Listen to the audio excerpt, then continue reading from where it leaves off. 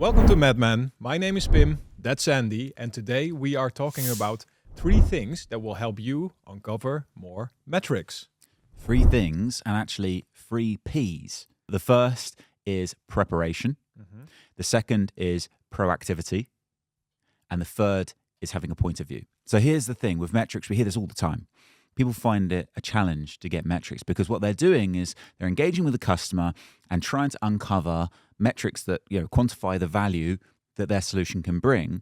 Yeah. But customers are not experts in our solutions. They don't, they may have not even, if the salesperson's done a really good job, they may not have even known, the customer may not have even known they had a problem. So the idea of them knowing how much that problem is costing them and being able to, work backwards from there to come up with some numbers is pretty hard. So this is where the 3 Ps come in. I think this is very recognizable for people because if you feel like, hey, you sometimes have this conversation internally with your colleagues, with your teams, like, hey, what are their metrics, right? What are their customers' metrics? Like, how should they know? They're not professional buyers of your solution, are they? Right. And that's always the difference between, management consultants who, in a lot of ways, charge huge amounts of money, sometimes millions and millions of dollars, to go into an organization to help them basically come up with metrics, to come up with a plan of a solution. They don't provide the solution, they just provide the plan of the solution.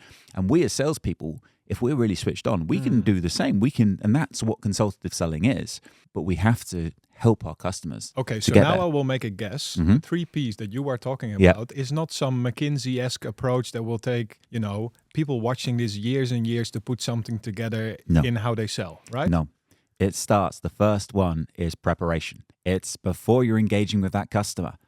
Put some time aside. I'm not talking an hour. I'm talking 20 minutes aside to think about who is this customer? What kind of business are they in? What kind of challenges are they therefore likely to have that our solution can help them solve?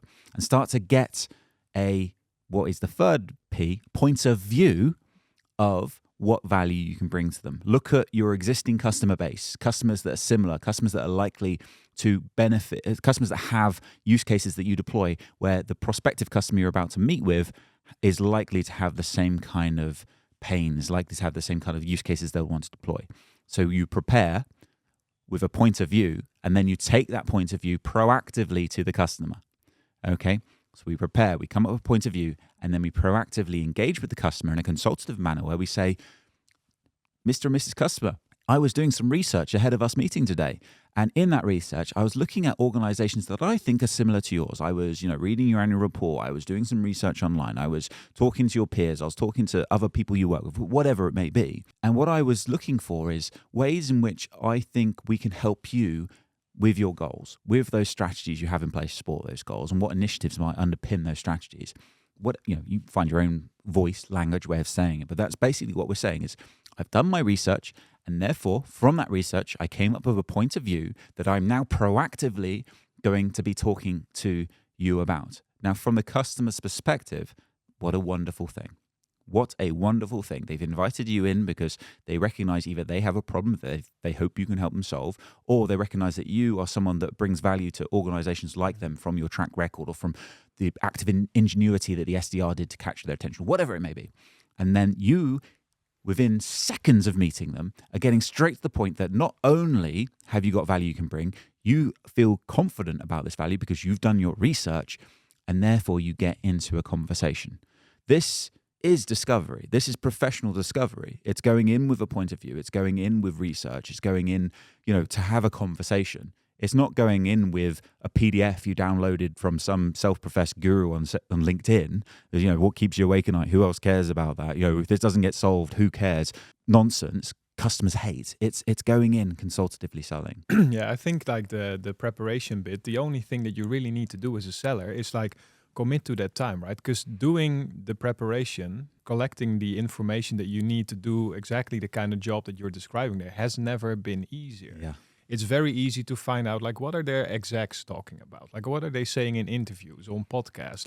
How does this company make money? Just ask a chat GPT, for example, or our CTO would say a Claude, right? An AI to give you a summary on some of these things. Do some of your own research, and 20 minutes goes a really, really long way to that end. Yeah.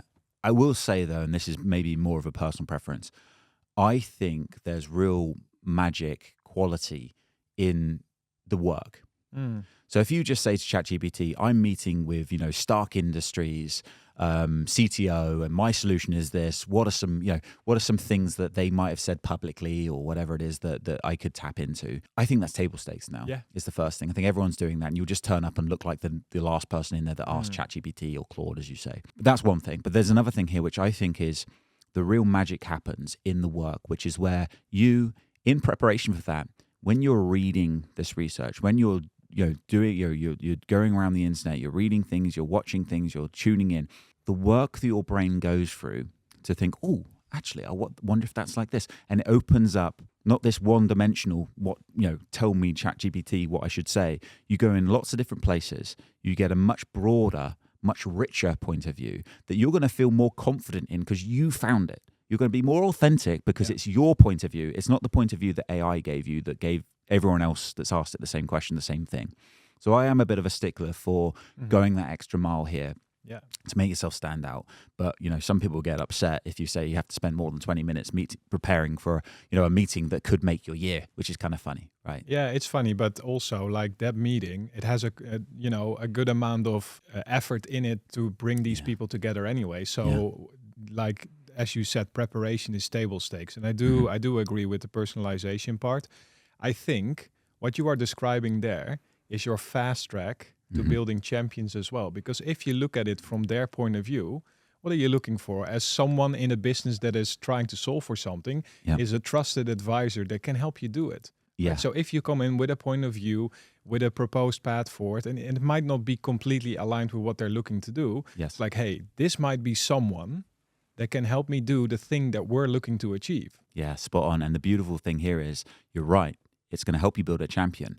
But even better than that, this way of building a champion says to that person, that customer, this person, they've come in, they're well researched, they are, they're intelligent, they're credible, they bring value. I'm really pleased I met them. I got value from the conversation. If I introduce this person to my boss, it's going to make me look good for finding this person, right? Yeah. So you get that easier introduction to the economic buyer and other people in the business. It all comes together beautifully. Yeah, 100%. The way that we do this, again, because metrics is of course the first letter of MEDDICC, but the way that we do this, the way that we make this possible for our customers is of course with MEDDICC Value, with the metrics triangle, the go-to-market triangle, which starts with an M1, which is what we're talking about. When we're talking about coming in with a point of view, in our world, that's an M1, which is the capsulization of value of a use case. So where we'll take a use case, we'll look at the pain it solves, we'll look at the gain we get from solving that use case. We'll look at the metrics that measure the delta between the two. We'll look at the decision criteria the customer needs to deliver that value, right? So that's a use case. You could have multiple M1s, multiple use cases to introduce to a customer. And the point there is that when you're doing the preparation, you're starting to learn about the customer's goals, the strategies they have for supporting those goals, the initiatives they have supporting those strategies. And you start to think, which M1s, which use cases do I have that can support the customer so we can strategically align with their goals? And that's how the M1 comes in. So you're going to have multiple M1s that you either have completed, confirmed with existing customers, or they may just be hypothesis of value. Then we also include in the M1, which persona is it applicable to and why? So we can start to think, well, the champion in this case is going to really care about this part of the M1, or the economic buyer will care about probably the more economic sides of things. And that as a model is how we can make it much, much more efficient for our customers in this case to find those points of view in use case, story, and value form that start off those conversations to make it very, very easy to prepare, very, very easy to be proactive, and very, very easy to have a point of view. Absolutely. So when you do this, it just puts you into this position where you can get away from, okay, so what are their metrics? How are we going to, kind of like indicate the value that our solution will bring? Because if you end up in that situation, the typical result is that a deal doesn't happen. You keep on seeing inertia, indecision from a customer, right? Yeah. And this makes it very effective to do discovery on the front end, be very clear about the impact that your solution will deliver. And we all know that value combined with pain, that drives real urgency, right? That's where the urgency lies. Okay, so here's to the 3 Ps. 3 Ps. Cheers.